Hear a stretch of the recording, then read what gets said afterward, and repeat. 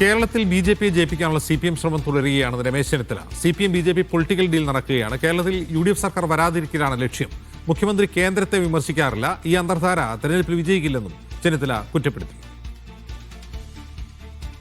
കേരളത്തിൽ ബി.ജെ.പിയും CPM-ഉം തമ്മിലുള്ള ഒരു പൊളിറ്റിക്കൽ ഡീൽ നടന്നുകൊണ്ടിരിക്കുകയാണ്. ഒരു രാഷ്ട്രീയമായ കുതിരക്കച്ചവടം നടന്നുകൊണ്ടിരിക്കുകയാണ്. അത് UDF അധികാരത്തിൽ വരുന്ന തടയാൻ വേണ്ടിയുള്ള മാർഗമാണ്. വാസവൻ മത്സരിക്കുന്ന ഏറ്റുമാനൂർ നിയോജക മണ്ഡലത്തിൽ ബി.ജെ.പിക്ക് സ്ഥാനാർത്ഥി 30,000 വോട്ട് പിടിച്ച സ്ഥലത്ത് ബി.ജെ.പി ഇല്ല. ഇന്ന് വരെ കേരളത്തിലെ മുഖ്യമന്ത്രി കേന്ദ്ര ഗവൺമെന്റിനെ വിമർശിക്കാറില്ല, നരേന്ദ്രമോദിയെ വിമർശിക്കാറില്ല, അമിത്ഷായെ പറ്റി പിണ്ടാറില്ല. കാരണം അവരുടെ ഡീല് വളരെ വ്യക്തമാണ്.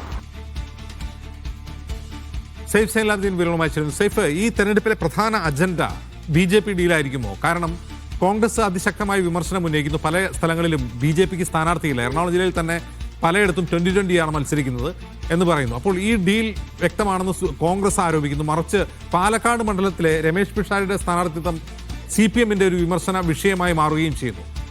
ഇന്ന് മുഖ്യമന്ത്രി ഈ അജണ്ട സെറ്റ് ചെയ്തോ? അതെ, മുഖ്യമന്ത്രി അത് തിരിച്ച് പറയുക വഴി രമേശ് പിഷാരടിയുമായി ബന്ധപ്പെട്ട കാര്യങ്ങൾ അത് സോഷ്യൽ മീഡിയയിലടക്കം ഇതിനോടകം തിരിച്ച് വരുന്ന കാര്യമാണ്. അജിംസ് ചോദിച്ച ചോദ്യം, ഇത് ഈ തെരഞ്ഞെടുപ്പിൽ ഒരു അജണ്ട, പ്രധാനപ്പെട്ട അജണ്ട ഇതായി മാറുമോ എന്ന് ചോദിച്ചാൽ അതിനുള്ള സാധ്യത തള്ളിക്കളയണ്ട. കാരണം കോൺഗ്രസ് സ്ഥാനാർത്ഥി നിർണയവുമായി ബന്ധപ്പെട്ട് തിരക്കൊക്കെ കഴിഞ്ഞ് സ്ഥാനാർത്ഥി നിർണയം കഴിഞ്ഞ് അവർ സ്ഥാനാർത്ഥികൾ നാമനിർദ്ദേശ പത്രിക സമർപ്പിക്കാൻ പോകുന്നതിന് തൊട്ടു മുമ്പാണ് അവരുടേതായ ഒരു ആരോപണം മുന്നോട്ട് വെച്ചത്. അത് ഒരേ തരത്തിൽ തന്നെ സതീശൻ, KC വേണുഗോപാൽ, രമേശ് ചെന്നിത്തല അടക്കമുള്ള ഒരേ സ്വരത്തിൽ തന്നെ അത് പറയുകയും ചെയ്തു. 10 മണ്ഡലങ്ങളിൽ ഡീലുണ്ട് എന്നുള്ളതാണ് അവരുടെ രാഷ്ട്രീയ ആരോപണമായി മുന്നോട്ട് വന്നത്. അതിന് MV ഗോവിന്ദൻ കൃത്യമായ മറുപടി നൽകിയില്ല. മുഖ്യമന്ത്രി കൃത്യമായി തന്നെ അതിന് മറുപടി പറഞ്ഞ് പോകുന്നുണ്ട്. മുഖ്യമന്ത്രി പറയുന്നത് ഇവിടെ മാത്രമല്ല, മറ്റു പല സംസ്ഥാനങ്ങളിലും കോൺഗ്രസിന്റെ BJPയുടെ B ടീമാണ് കോൺഗ്രസ് എന്ന ആരോപണമാണ് മുന്നോട്ട് വെക്കുന്നത്. അതിന് കാരണമായി മുഖ്യമന്ത്രി ചൂണ്ടിക്കാട്ടുന്നത് രാജ്യസഭാ തെരഞ്ഞെടുപ്പ് വന്ന സമയത്ത് ബീഹാറിലെ സീറ്റ് നഷ്ടപ്പെട്ടതടക്കമുള്ള കാര്യങ്ങൾ ചൂണ്ടിക്കാട്ടിക്കൊണ്ടാണ് മുഖ്യമന്ത്രി അങ്ങനെ ചില കാര്യങ്ങൾ സൂചിപ്പിക്കുന്നത്. രമേശ് പിഷാരടിയുമായി ബന്ധപ്പെട്ട കാര്യത്തിൽ നരേന്ദ്രമോദിയെ പുകഴ്ത്തിക്കൊണ്ട് ഉണ്ണിമുകുന്ദൻ ഒരു പോസ്റ്റ് ഇടുക, അതിന്റെ അടിയിൽ വന്ന് രമേശ് പിഷാരടി അത് ഗ്രേറ്റ് പോസ്റ്റ് എന്ന രീതിയിൽ ചില പരാമർശങ്ങൾ നടത്തിക്കൊണ്ട് അതിനെ ഉയർത്തിക്കാട്ടുകയും ചെയ്തിരുന്നു.